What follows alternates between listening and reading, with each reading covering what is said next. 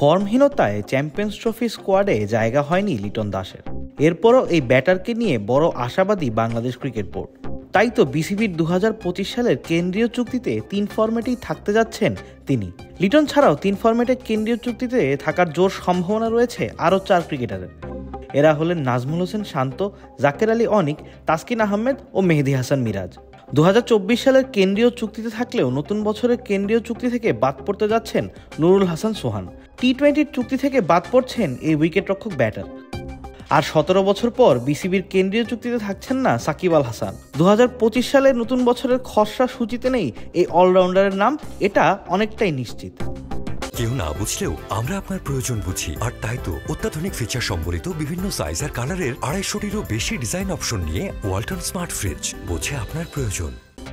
One day ও টেস্টের কেন্দ্রীয় চুক্তিতে থাকতে যাচ্ছেন অভিজ্ঞ ব্যাটার মুশফিকুর রহিম, সঙ্গে যুক্ত হতে পারেন নাহিদ রানা।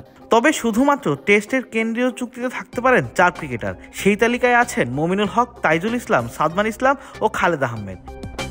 এবছর নতুন করে এই তালিকায় প্রবেশ করতে যাচ্ছেন সাদমান। ওয়ানডে ও টি-20 কেন্দ্রীয় চুক্তিতে আছেন সৌম্য সরকার, শরীফুল ইসলাম, তাওহিদ হৃদয়, মুস্তাফিজুর রহমান, তানজিদ হাসান তামিম ও তানজিম হাসান সাকিব। ওয়ানডে ও টি-20 চুক্তিতে নতুন করে যুক্ত হতে যাচ্ছেন রিশাদ হোসেন।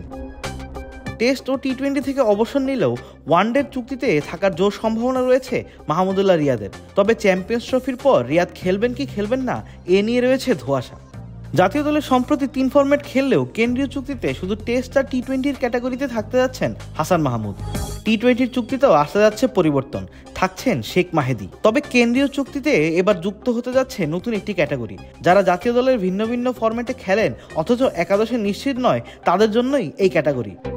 এই ক্যাটাগরির সম্ভাব্য নামগুলো হলো মাহমুদুল হাসান জয়, নাইম হাসান, জাকির হাসান, পারভেজ হোসেন ইমন, শামীম পাটোয়ারি ও নাসুম আহমেদ। আবিদ মোহাম্মদ, ক্রিক ফ্রেন্সি।